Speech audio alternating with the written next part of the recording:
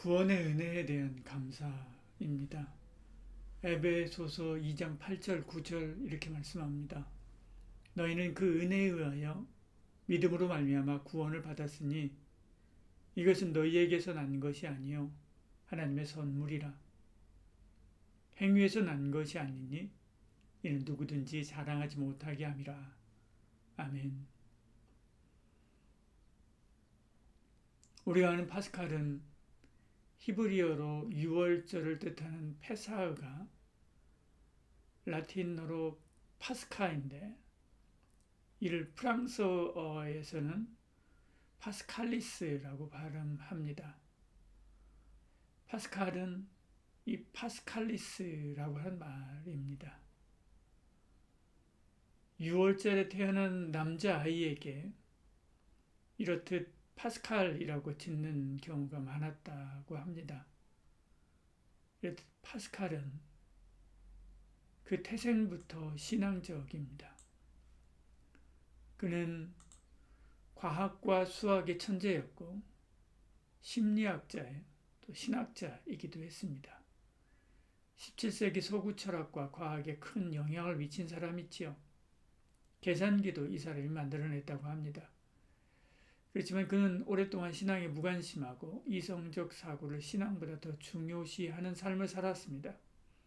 그런 그의 생애에 놀라운 일이 일어났지요.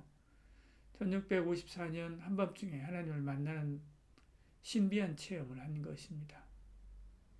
11월 23일 밤 10시 30분에서 12시 30분 사이에 신비한 체험을 하게 되는데 그의 메모장에는 불, 아브라함의 하나님, 이삭의 하나님, 야곱의 하나님이라고 적혀 있습니다.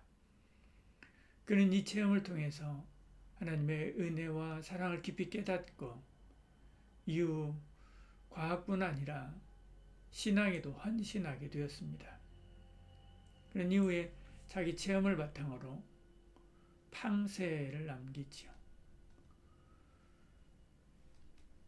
팡세는 생각들이라고 하는 말입니다. 원제가 그의 신앙과 기타 생각들인데 생각이라고 하는 단어가 가장 앞에 크게 나옵니다. 그러니까 팡세라고 알려진 것이 우리가 말하는 팡세라고 하는 책입니다. 여기에는 인간의 이성의 불완전함과 한계를 지적하면서 하나님을 찾아야 한다는 신앙 고백과 하나님의 구원에 대한 감사가 담겨 있습니다. 우리가 받은 구원도 그가 받은 구원과 다르지 않습니다.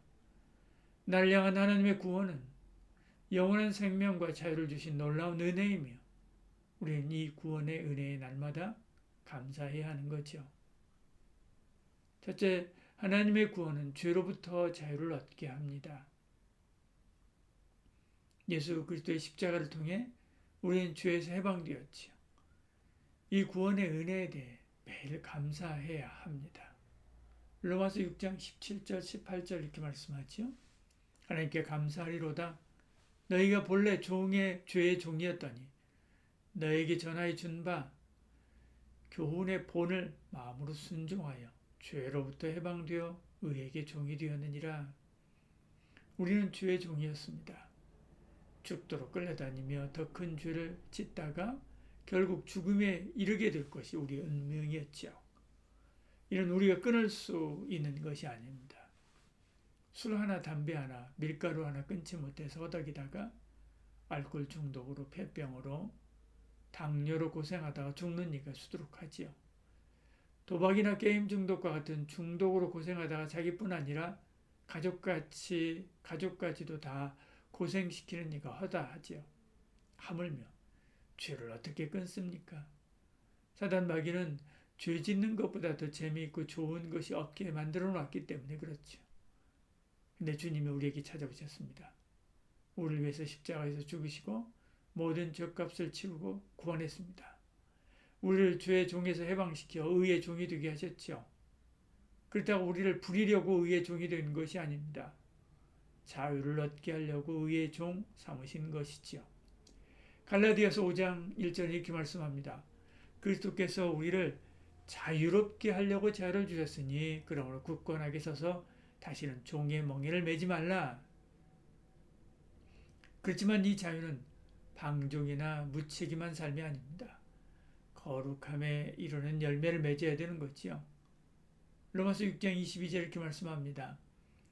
이제는 너희가 죄로부터 해방되고 하나님께 종이 되어 거룩함에 이르는 열매를 맺었으니 그 마지막은 영생이라.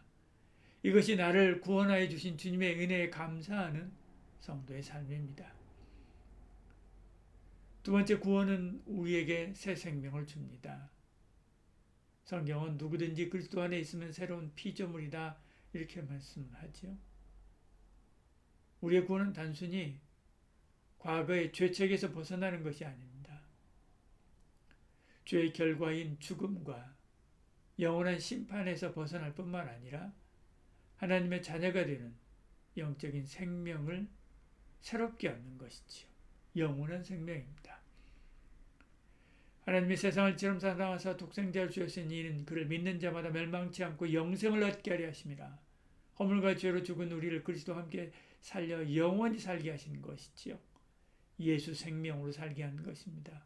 이것이 우리가 얻은 새 생명의 본질입니다. 이제 우리는 하나님의 자녀로 성령의 도우심을 힘입어 이 새 생명으로 살아야 되는 것이지요. 로마서 6장 4절 이렇게 말씀합니다. 그러므로 우리가 그의 죽으심과 합하여 세례를 받음으로 그와 함께 장사되었나니 이는 아버지의 영광으로 말미암아 그리스도를 죽은 자 가운데 살리심과 같이 우리로 또한 새 생명 가운데서 행하게 하려 함이라. 이것이 우리가 받은 구원입니다. 그러므로 매일 나의 구원에 대하여 하나님께 감사하며 그 생명의 영광을 나타내는 은혜가 있기를 소원합니다. 세 번째, 하나님의 구원은 우리의 삶에 의미와 목적을 부여합니다. 우리는 구원받은 자로서 하나님의 영광을 위해 살아가도록 부름받았습니다. 에베소 2장 10절에요.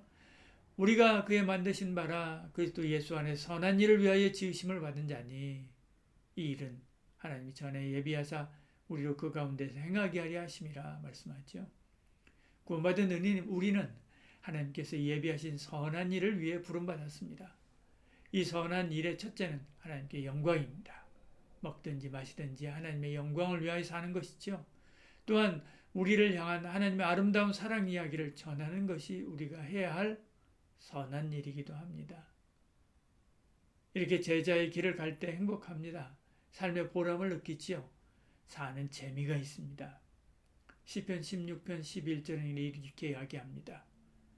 주께서 생명의 길을 내게 보이시리니 주의 앞에는 충만한 기쁨이 있고 주의 오른쪽에는 영원한 즐거움이 있나이다. 부지런히 선한 행실로 주의 사랑을 나타내야 됩니다. 우리의 선한 행실이 등불이 되어서 사람들이 하나님의 영광을 보고 나올 수 있게 살아야 되는 거죠.